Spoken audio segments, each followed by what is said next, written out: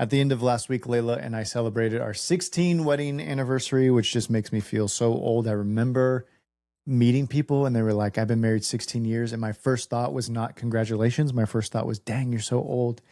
And now I'm the old guy saying stuff like that. Just cannot believe it's been 16 years. So we got a way to celebrate God's faithfulness and his goodness to us over the last 16 years as we have trudged through what it looks like to deny ourselves, to rid ourselves of sin. And by we, I mean mainly me. I was making the joke to Layla, like, I'm sorry that you've been literally the same person for 16 years and you've married like 18 different versions of me. And she's just been so gracious. She's really helped me. I'm not just saying this.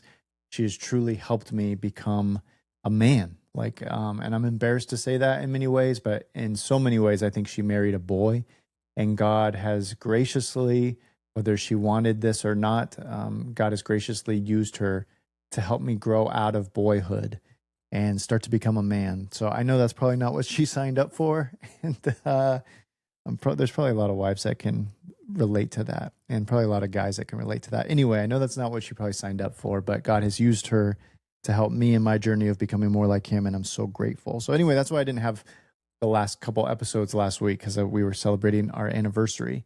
I like to plan surprises for our anniversary every year. Layla is a quality time, love language kind of person. So she's just like, she doesn't care. She's like, we can stay home and play Scrabble or go to a coffee shop. It doesn't matter to her. She doesn't need any kind of big, glamorous, big, elaborate thing. She just wants to be together. And I like to it's fun for me to, plan these surprises. So anyway, I had planned this surprise for her, for us to get away in this tiny little cabin out in the woods, about 5 hours away from our house. So I had arranged for her mom to come watch the kids for 24 hours. We drove up to the cabin, spent the night in the cabin, and then drove back. And but she had no idea what was going on. And so she doesn't know if we're going on an airplane, if we're driving, what to pack. And I'm just giving her like these little clues, as the smallest clues I can give her, of just like, you need to pack a jacket, basically. So the morning of our anniversary comes, and she's asking me like, do you want to go to breakfast today? Like, do you want to go have breakfast? And I'm like, no, I don't want to go have breakfast, because in my mind, I've got a whole schedule planned for us for our little getaway trip, and she has no idea. So she asked me, do I want to go to breakfast? I'm like, no, I don't want to go to breakfast. And she's like, do you want to go have reservation? Should we have a reservation at this restaurant that we really like here in town and go have like a nice dinner? And I'm like, no.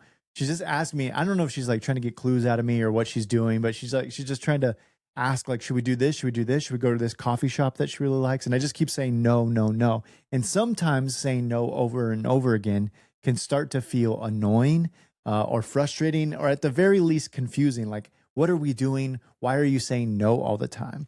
Do you remember there was a passage? There's actually a couple passages in scripture where Jesus says no and it confuses people, or it even frustrates people. Like, I think about the time there's this kind of wild man. He's lost his mind and he's completely uncontrollable. The Bible tells us in Mark 5 that he's full of demons, many demons. He's just completely lost his mind.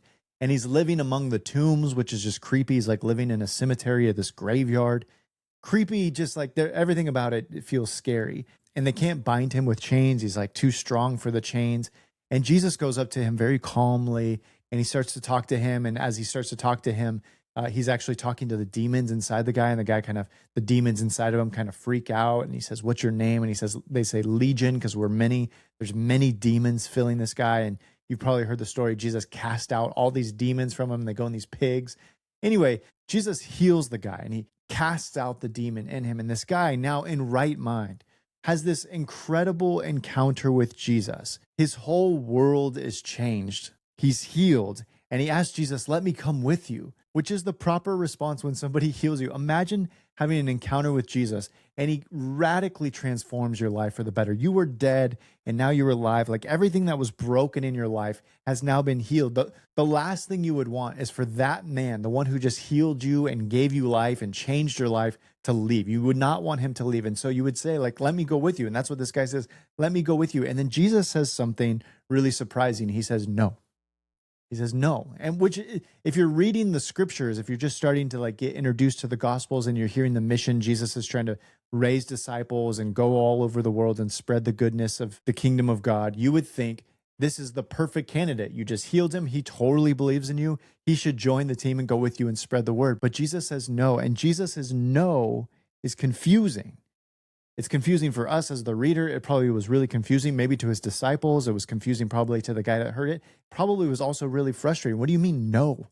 Like, Jesus, let me go with you. I'm sold out. I believe in your mission. I'm in completely. And Jesus says no. And then he tells him, like, just go back. And all those people who saw you be crazy for all that time, all those people who saw you as a demon-possessed man, I just want you to go live now as a healed man among them. And would you testify of the good news of what just happened to you? Let them know you've encountered the God of the universe. And sometimes for us, we ask God, let me do all these. I want to be a missionary. I want to do something radical for your glory. And sometimes I think God is actually just saying, no, like you've encountered me. You're growing in discipleship. I'm taking the dead things in your life and I'm making them new. And I don't want you to actually do anything crazy. I just want you to live your normal life, like work your job, love your wife, love your kids, and just stay and testify of the goodness of God. Testify that you've encountered, tell people that you've encountered the God of the universe in your normal day-to-day life.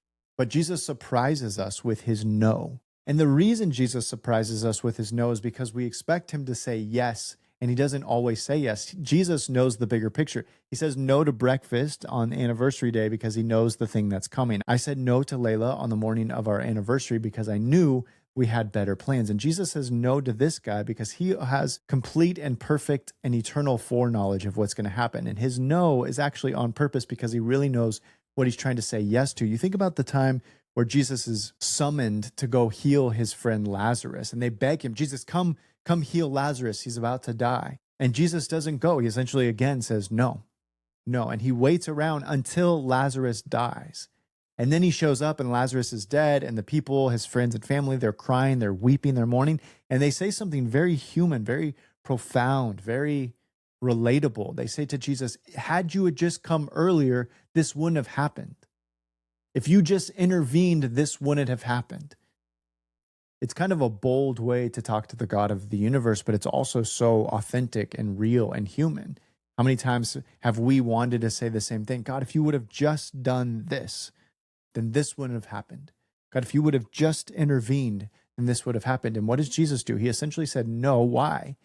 Because he knew what was coming. He knew that he needed to raise Lazarus from the dead, that this was part of a bigger plan. He said no to this so that he could say yes to something else later. And sometimes, many times, Jesus says no when you don't expect him to say no. And I think for us as men who are trying to become spiritual leaders of our home, we must be so clear and so convicted by the mission in front of us that our yes is our motivator. And here's what I mean. I don't mean to be like motivational speaker, like cheesy Christian rah. But what I'm trying to say is, and this is what I found in my own life, the older I get and the more responsibilities that seem to come on my shoulders as a man, as somebody that's trying to run an organization, as a husband, as a father, the more that things kind of pile up and the consequences get higher and higher for responsibility.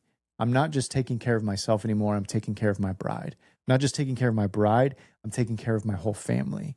I'm not just taking care of my family. I'm trying to be part of an organization that is expanding the gospel and the kingdom of God throughout the world. And you feel kind of the weight of the tension, and some of that can feel so heavy. I know many of you guys feel that. It can feel so heavy. It feels almost too heavy to carry. And I think when you're in that, what I've noticed in myself is when I'm in that, I have to realign. Sometimes I just sit down and there's so many things going on around me that I have to just sit down and say, what has God actually called me to? What am I supposed to be saying yes to? And get crystal clear about what I am supposed to say yes to.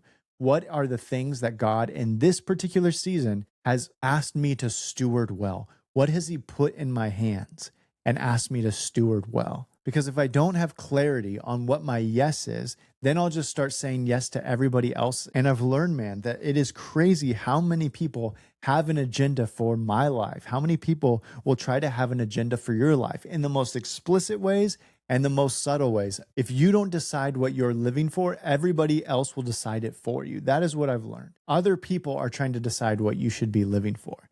And it can be as subtle as like news, social media. Everybody else is saying, you should be really passionate about this. And then what's crazy is they'll make you feel guilty. How could you not be passionate about this? This is the mission that I'm so excited about. Why in the world would you not be excited about this? Why would you not feel equally as passionate about the mission that I feel called to? And dude, I feel this all the time. That trap is subtle, but it's super effective. All of a sudden, I'll hear a news story, I'll watch something on the news, or a news article will come across, and they're just trying to pull you in. This should be all consuming to you. This should be the thing that you are most passionate about today. And I'm not saying it's not a big deal. There are some really big things happening around the world, but I just know it's not my personal mission in this season of life to make that the number one thing I'm pouring my passion into. And I just have to be okay with that, dude. I'm not saying that that's for everybody. Some people do need to get involved. For me personally, at this particular season of my life, I do not need to get sucked into everything that everyone else wants me to get sucked into. Even if it's good things or righteous things or meaningful things, I'm not saying that they're not good or meaningful or righteous. I'm just saying for me personally, in my particular season of life, I cannot get passionate about the things that I do not feel like God has asked me to carry and to steward well. And that will be annoying to some people. It doesn't have to just be social media. You think about your boss asking you to take on some more extra overtime or an extra project that's not really part of your job description, or just the subtle idea that you should be available all the time for work. Like if I message you at 8:30 at night, that you should say yes. Like you're always kind of on the clock, even though you're not really supposed to be on the clock. And what's happening is you haven't said yes to something in particular. And so you're saying yes to everything else that people want you to say yes to. You haven't clearly decided what you're living for. And so, but somebody else is saying, I'll decide what you should live for. One of the really subtle ways that I've found that people do this, and this is going to sound so silly, it's even going to sound maybe a little bit harsh, is somebody will ask me the question, when can we go grab lunch? The question itself implies that you are going to grab lunch with me. When can we go do it? And that question has started to become, as innocent as it may be, a little bit frustrating to me, because what that person is doing is they are assuming you're going to give me your time. You're going to say yes to the thing I want you to say yes to. And I have not agreed to say yes. And again, I know this sounds harsh, but the reason it sounds harsh is because I have already said yes to certain things. In fact, it's a very small number of things. And because I am so clear that God has called me to these very small amount of things, and I'm going to do them with my best effort, with all the diligence I can to be the best steward of the things God has called me to say yes to, that I must say no to everything else. Because here's what I've noticed happens. If people start to ask me to say yes to their things, if they kind of suck me in, will you do this? Can you do this? Can you do this? Again, it's not always bad stuff. Sometimes it's really good stuff, but they're asking, can you do this? Can you be part of this? Can you come do this thing? If I say yes to them, when I go home, what I've learned in my marriage and in my parenting is my kids have never once looked me in the eye and said, Dad, because you're saying yes to this, you're actually saying no to me. Dad, because you said yes to that extra project or that cool opportunity or that whatever that person asked of you, because you said yes to that, I'm not getting your full attention, or I'm not getting your best self, or I'm not getting to spend as much time with you as I'd love to spend time with you. Your kids end up paying the consequences of you just saying yes to everything else. My wife is so gracious. She has yet to say, hey, you're just saying yes to so many things. I feel like I'm kind of getting the short end of the stick. But here's the reality. So many times my wife could have said those words. You have said yes to so many things in the name of providing for our family or because of a cool opportunity or whatever motivation you might have. And as a result of you, Jerrad, saying yes to so much, I have personally taken the consequence. Our marriage has personally taken the consequences of that. That's the reality. Your kids and your wife don't seem to speak up, but you know who speaks up? Your boss, social media, your friends, people around you. How come you never go golfing with us? How come you never say yes to the overnight trip? How come you don't say yes to work so often? How come you don't answer my emails after 6 o'clock? Everyone else wants to have an agenda for your life, and they'll be loud about it. The ones who actually matter most, in my experience, seem to be quiet about it. And yet they're the ones paying the consequence. And so I've been trying to just get like laser clear. What are 3 to 4 things that God has called me to say yes to in this season of life? Now, again, this changes all the time. Sometimes I need to say yes to certain things or no to certain things, and this changes. But in this particular moment of my life, as I woke up today, what are the 3 to 4, maybe 5 things that God has called me to say yes to? I know for sure he's called me to say yes to being a faithful disciple of his. I know for sure he's called me to be a husband who's faithful to my wife and to pursue her and chase after her heart and make sure our marriage is thriving, not just surviving. I know for sure that I don't get my kids for very long, and so I have to give them my attention. I have to disciple their hearts. I have to dig into their worlds and shepherd their little hearts and to mine out what God's doing in their world. I know for sure I'm called to work right now, to faithfully steward the responsibilities that God has given me. One, to advance the kingdom, and two, to provide for our family, to offer some stability. So my exercise for you, my challenge to you would be think through, what is it that God has called you to in this particular season of your life? Like, what do you know for sure He has put in your hands to steward well? And then what would that look like?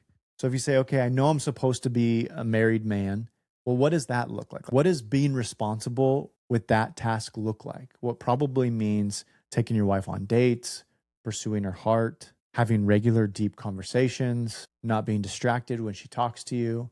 You know for sure you're called to be a good dad. Well, what does that look like? Just waking up and having the DNA that you are their father does not make you a good dad. And so you have to ask yourself, what does it look like for me in this season of life to be a good present father for them? Well, they need my time and they need my attention and they need me to be healed and they need me to be not on edge all the time or are grumpy or short-tempered. They need me to take them on dates and to ask them questions and teach them about the things of God. So it's deeper than just saying I'm supposed to be a dad. It's like, what does it look like practically to be an intentional dad? Well, I know I'm supposed to be a disciple of Jesus. I can't just like slap a title on myself and say I'm a Christian. I have to say, what does it mean to be a faithful disciple, a son of God that delights to be in the presence of the Father? Well, it means I need to spend time in His Word, to sit quietly and to listen, to hear the voice of God, to be in the fellowship of other believers, to be part of a local church, to be known by other believers. So now you're starting to get crystal clear about the things that God has called you to say yes to. And then when other people are shouting and demanding that they get a piece of your time, you can just say no, and you can actually do it very confidently. No, I can't do that. And here's the thing I've learned, bro. You don't have to give an explanation. People want you to. You might feel like you have to. You might feel guilty and like you have to say 100 sentences. You can say something as simple as, I'm so sorry, I'm not going to be able to do that.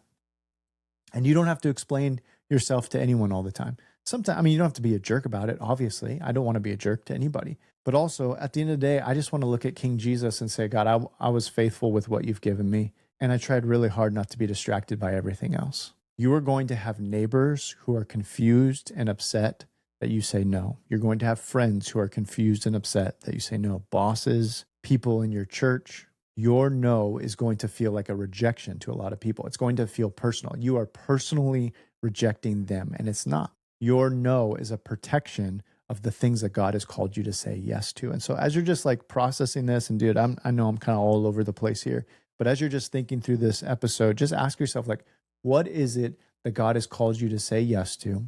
And what might you have to say no to in order to protect that yes? So I actually put together a little worksheet for you. If you go to dadtired.com/yes, dadtired.com/yes, YES. It's just a one-page worksheet. So you can actually write out, what has God called me to say yes to in this season?